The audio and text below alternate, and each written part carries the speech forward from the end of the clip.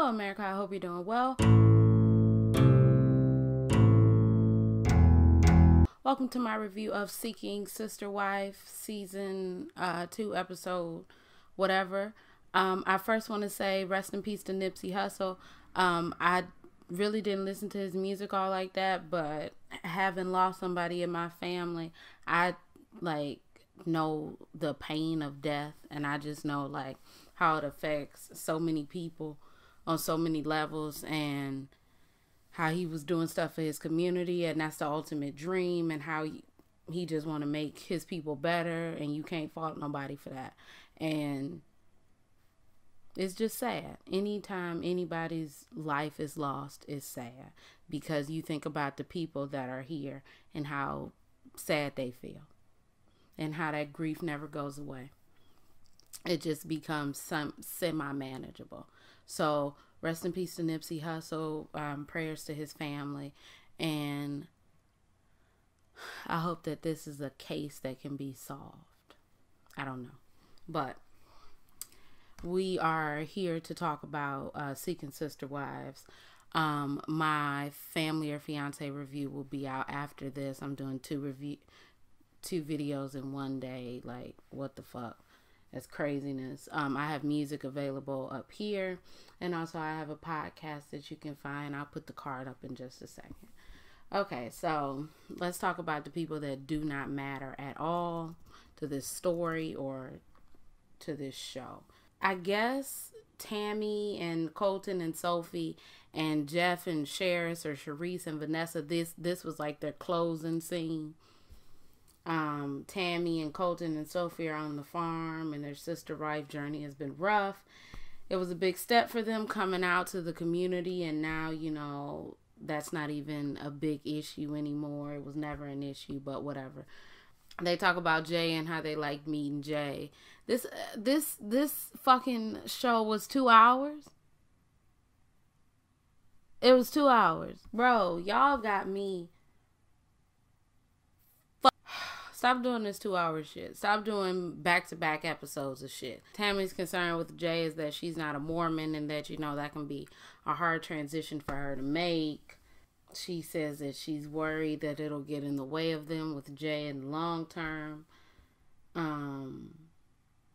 They're all grateful for each other, and Colton is grateful for where they're going and where they've been and where they are. Okay, so that's the end of it. If you came here for Colton and Tammy and Sophie, or for Jeff and Vanessa and Sharice, y'all should leave now, because I don't give a fuck. Okay, so we're gonna be very fast with this. Jeff and them, they get a text saying, it's been a few weeks after the hospital debauchery. They've tried to reach out, but they haven't heard anything. So then they get a text from Mary Lou, Jennifer's sister, saying that Jennifer passed away 7 days after her surgery.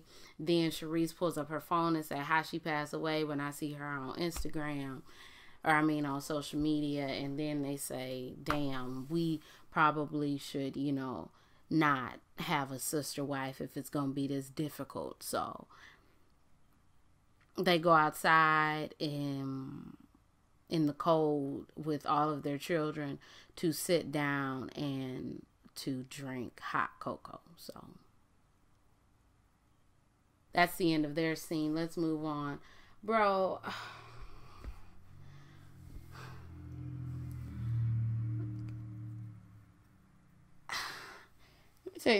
let me tell you something right now. Vanessa, Ashley and Dimitri deserve their own show. They have been carrying this show on their back this whole damn season. Now, yes, Paige and Bernie are crazy, but it's just the same old story with them. Vanessa and Ashley and Dimitri are progressing. I don't know, y'all. Look, let's talk about Paige and Bernie.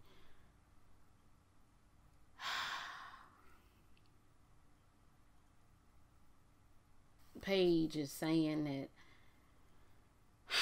she now just wants to have the American dream. She now just wants to have the husband, the wife, the 2.5 kids, the white picket fence. Bernie was looking like he did not want that. he's probably head over heels in love. Bernie was looking like he didn't want that shit at all. And also Bernie was looking like he did get arrested with Paige for stalking somebody, because Bernie looked like he get down with the, I don't know, never mind, let me not say what I was gonna say. Paige said that it just happened so fast, and you know, she needs time to, you know, process it. And Bernie says that, well, you know, we both do need to be on board with it, and I'm not on board with it because I still want to be with this lady. So Bernie says that if, you know, they wait, then he's afraid that Brandy will move on. Paige, you know, took some time to sleep. It's been a couple of days after she realized that maybe, you know, this is what she wants. She's read some scripture. She's, you know, looked within herself, and she knows that polygamous marriage is something that she wants to do. So she ends up calling Brandy, and she's like, hey, Brandy, how are ya? And she never called Brandy after Brandy left. So, you know, that's rude. But she said, you know, I wanted to apologize for not calling. And also I wanted you to, you know, come back up here because I think that you and I need to get to know each other. We need to be a family. So Paige says that it's just going to be us because Bernie is going to be at work. Brandy says that her daughter is going to be in school. So, you know, it'll just give them time to know each other and be together and be happy and be healthy. But I knew that that was mistake number one.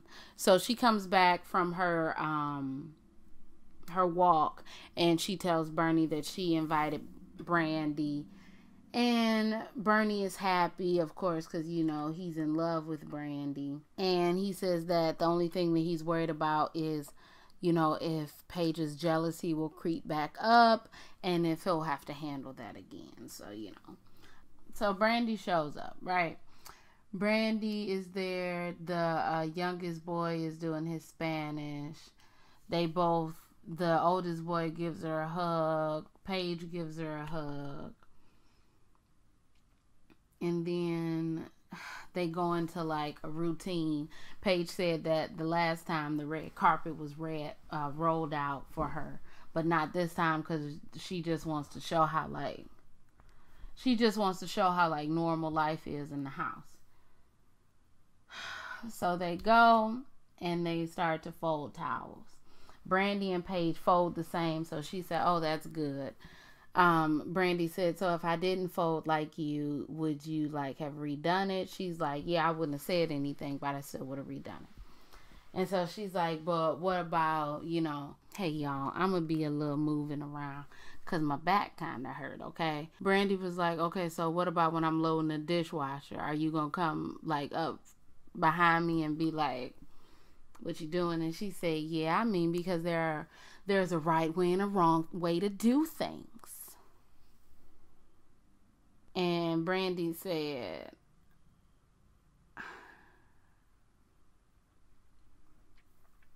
she said in her confessional, I don't know if I'm able to come into a home where it's already established and everybody, you know, already has their set role. So then Brandy goes to help her in the kitchen with dinner. And bro, Brandy says, so what if I wanted to hug Bernie when he gets here? Is that okay? She said, yeah, that's fine. I mean, it's just a hug.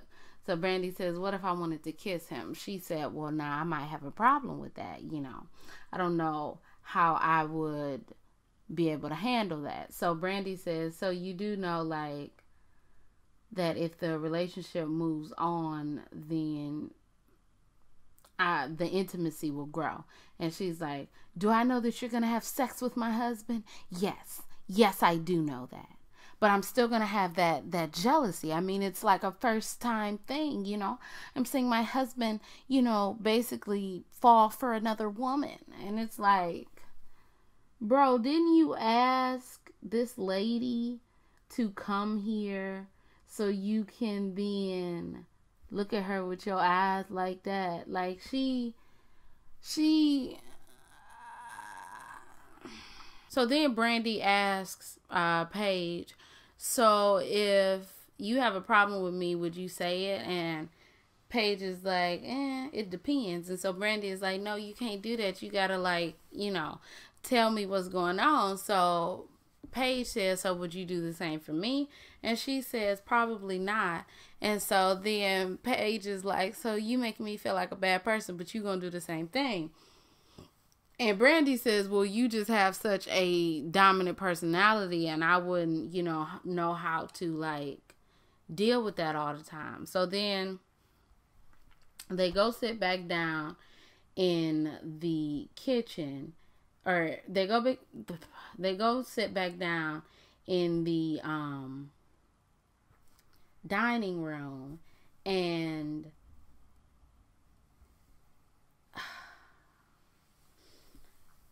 Paige says in her confessional that she thinks Brandy thinks that they're much further along in their relationship than they really are, than she thinks that they are, because she's pushing too much and asking too many questions and, like, trying to, like, be all deep and shit, and it's not really time for the deepness.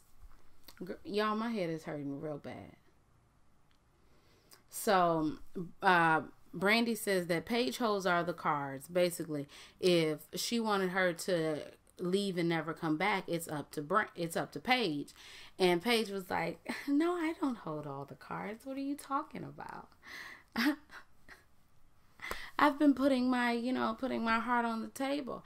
I've allowed you to come meet my kids. I've allowed you to, like, be in my home, and you think that, like, I'ma just, like, send your ass away? That's fucking stupid. Brandy was like, okay. So Brandy is basically saying in her confessional, bro, this seems like I'm walking on eggshells. It seems like it's a different dynamic from the first visit. I feel like I'm, like, having to, I don't know. I feel like it's going to be a long weekend, and I feel like I want to go home. So we see the next morning, Bernie said that after the camera crew left, of course, him, Brandy, and Paige sat down and they had a meeting. Things got heated. I think Paige yelled at Brandy, and then Brandy went into her room, and Brandy said, that's it, I'm done. And she's leaving in the morning.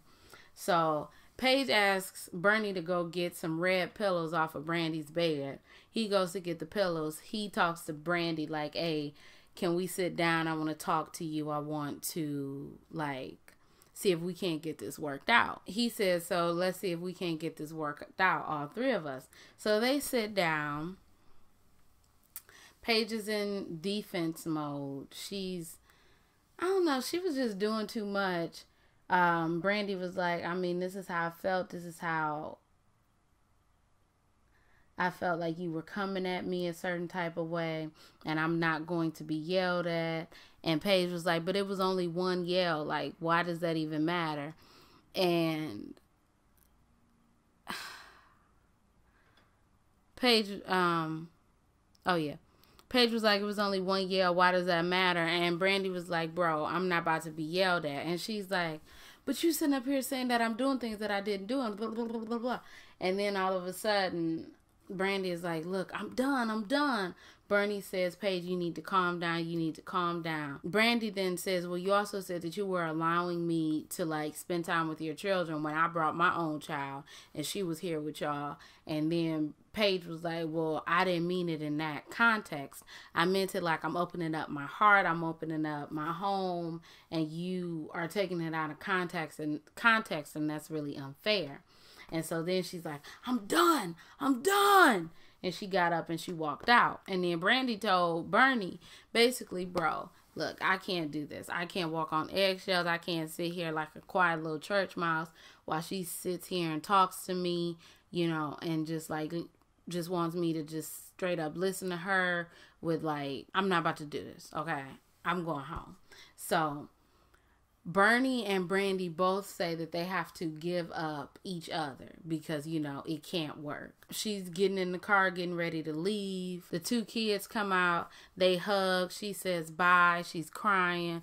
I think the oldest son he wasn't crying, but she was crying. I don't know. Paige didn't go out there to say anything to her. And she was like, well, if she don't want to speak to me, I'm not going to speak to her. So then Brandy leaves. Paige, Bernie, they call a family meeting to tell the kids that Brandy is not coming back. They tell the kids that Brandy is not coming back. The little boy starts to cry. The oldest boy asks what happened. Bernie says that, well, you know, your mother and her got into a fight or got into a little disagreement and, you know, things just didn't work out. The oldest boy and Bree, her daughter, talked on the phone like every day, and the youngest boy would always ask. So now Paige feels like she's hurt her family with somebody that she allowed to bring in. When it's like, girl, you hurt your family because you're fucking doing the fucking most. Like, you do realize that. And that Bernie says that they've been through a lot of hurt and they don't know if they should continue the journey. And Bernie says, well, I don't even think that we should talk about, you know, our next steps. And Paige says, I don't think we should ever talk about it. And Bernie just says, okay. Which seems to me Bernie's going to start cheating on her, and he probably going to hit up Brandy and say, look, I'm coming to Kansas. Because Bernie is not trying to give up Brandy, and Brandy is not trying to give up Bernie. And Paige, you fucked up and you've made a horrible decision. And I see that's why you're out stalking people, because you're crazy, okay? Allegedly. You're allegedly crazy. Allegedly. But anyway, let's move on. That's the end of their story. I guess they're not seeking a sister wife any longer, huh? It's been about 30 minutes since I did the first part of this review. My head started hurting and I had to lay down for a second. We see Dimitri, Vanessa, and Ashley. Dimitri and Vanessa, you know, they wake up from their night of passion together. They want to go outside. They want to see how Ashley is doing. Ashley's making her a smoothie, which I'm probably going to make me one too. They're going to eat outside today. So it seems like Ashley is a little bit weird. So Ashley and Vanessa and Dimitri all sit down, and Vanessa and Ashley says that she heard them last night. She went to go get some water, and I guess she heard them, and then she hurried back in her room so she wouldn't hear anything else. Vanessa then says, well, I've heard y'all plenty of times. And at that moment, I was like, this is disgusting. So you're hearing them have the sex. You've heard them have the sex. She's heard y'all have the sex. This is too far for me. It's just too far. Dimitri said that a lot of sexual tension was released. And Ashley says, how do you have sexual tension when we have sex? And he's like, well, you know, it was like 2 sexual tensions. You know, since you and I have sex, I didn't have sexual tension from us. I had sexual tension from, you know, me and her. So it tried to, I don't know, I guess the show tried to make it like it was a big deal, or like Ashley had a problem with it, but Ashley didn't really have a problem with it. And Dimitri said that he was ready to propose. Ashley said, it's crazy that you're feeling that way. I'm also ready to propose. So now what they're going to do is they need to plan a proposal celebration, and they need to go meet Joanne, who is Vanessa's mother, and they need to ask for her blessing. Dimitri goes to Seattle, Washington to meet Joanne. He brings her flowers. They, you know, have a sip of water. They go into the living room, and then Joanne says, you know, after I saw the show, I called my daughter and I told her, don't be with this man. And he said, oh, why? What do you mean? And she said, well, I'll tell you what I mean. I watched the first season of the show and I saw how you cheated on Ashley, and I just really didn't want you to do that to my daughter.